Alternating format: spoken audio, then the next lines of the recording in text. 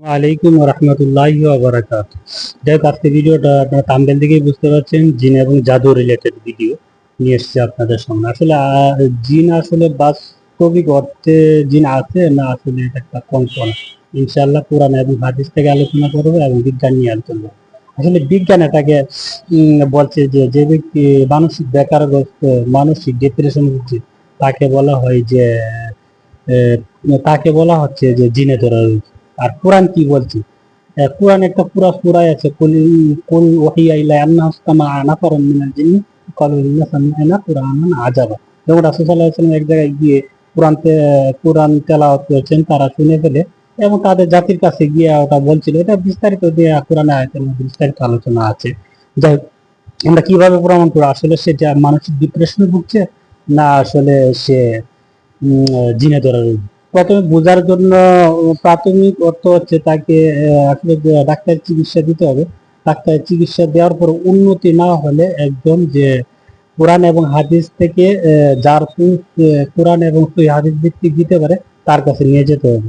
আসলে কিভাবে প্রমাণ করবেন যে আসলে অনেকে যারা অনেকেই আছেন যে আধুনিক বিজ্ঞানরা তারা স্বীকার করতে চান না যে আসলে জিন বলতে কিছু আছে।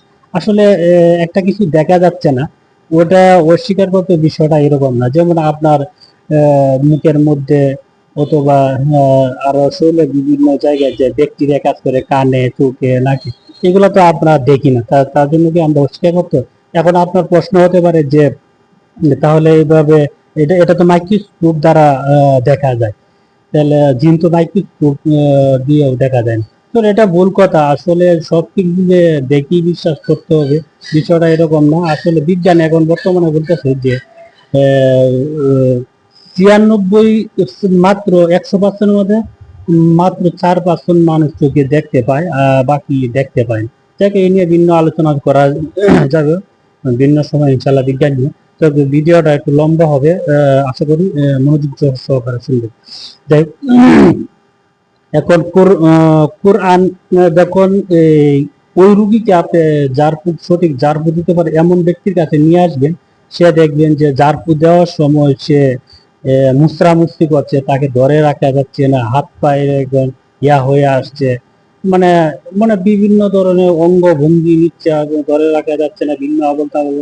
তা আসলে কোরআনকে বিশ্বাস করার জন্য যে একজন জিনেদার রোগীকে তার সামনে নিয়ে আসলে এবং যার দিলে এর মধ্যে বোঝা যায় যে আসলে কোরআন একটা ঐতিহাসিক সত্য। যাই হোক, এখন কথা হচ্ছে গিয়ে যে আপনারা অনেকে আছেন যে বিজ্ঞান বিশ্বাস করেন যে আসলে এমন কিছু মানুষ আছে যারা মানসিক ডিপ্রেশনে ভুগে, অথবা বেকারগ্রস্ত, অথবা মানসিক টেনশনে ভুগে, অথবা মানসিক রোগ। হ্যাঁ, আছে এটা। এটা দিয়ে তো কোরআনে আয়াত দিয়ে যার দিলে কোনো কাজ হবে না। এটা আপনারা বুঝতেই পারছেন যে এই পার্থক্যটা তো এইভাবেই করা যায়। আসলে আমরা পার্থক্য না বোঝার কারণে আমরা জিন এবং এগুলা নিয়ে আসলে জিনকে অস্বীকারের মতো কিছু নেই। যারা জিনকে অস্বীকার করবে আসলে কোরআন এবং হাদিসকে অস্বীকার করা হয়। কারণ কোরআনে একটা পুরা সূরাই আছে, কুল ওহিয়া ইলাইয়া আন্না ইসতামাআ নাফারুম মিনাল জিন্নি ক্বালু ইন্না সামি'না কুরআনান আজাবা।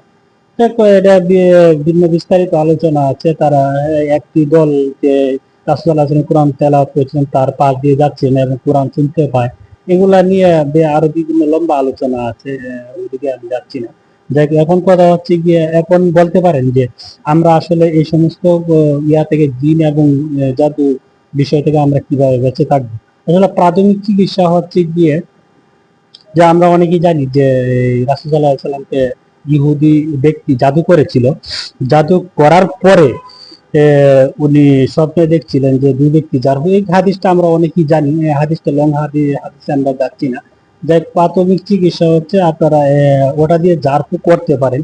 তো বিভিন্ন ভাবে অনেকে আছে, অনেকে হয়তো জানার জন্য কষ্ট করতে পারেন। ইনশাল্লাহ বিস্তারিত এই নিয়ে আলোচনা করবো। প্রশ্ন যদি করতে চান এই প্রশ্নের ভিত্তিতে ইনশাল্লাহ। যাই, প্রথমে হচ্ছে প্রাথমিক চিকিৎসা এভাবে শুরু করতে হবে, এবং 5 ওয়াক্ত সালাত আদায় করতে হবে। আরো বিভিন্ন প্রশ্ন ইনশাআল্লাহ পরবর্তীতে আলোচনা করা হবে। এবং আশা করি বুঝতে পেরেছেন। ভবিষ্যতে ইনশাআল্লাহ যদি জিন এবং জাদু রিলেটেড কোনো সমস্যায় অনেকেই ভুগে, অনেকেই অনেক কষ্টের মধ্যে দিন যাচ্ছে, অনেকেই দেখা যাচ্ছে যে মৃত্যু মৃত্যু যন্ত্রণা মতো তখন শরীরে যন্ত্রণা হয়। এই সমস্ত রোগী থেকে মুমিন মুসলিম এবং মুসলমান যেন নিরাপদে থাকে এবং ভালো হয়। আশা করি সকলেই ভালো থাকবেন। আশা করি বুঝতে পেরেছেন ইনশাল্লাহ। এই ভিডিও নিয়ে বিস্তারিত পরবর্তীতে আপনাদের প্রশ্নের ভিত্তিতে আলোচনা করা হবে। যদি কোনো প্রশ্ন করতে চান ইনশাল্লাহ প্রশ্ন করবেন। আসসালামু আলাইকুম ওয়া রাহমাতুল্লাহি ওয়া বারাকাতুহু।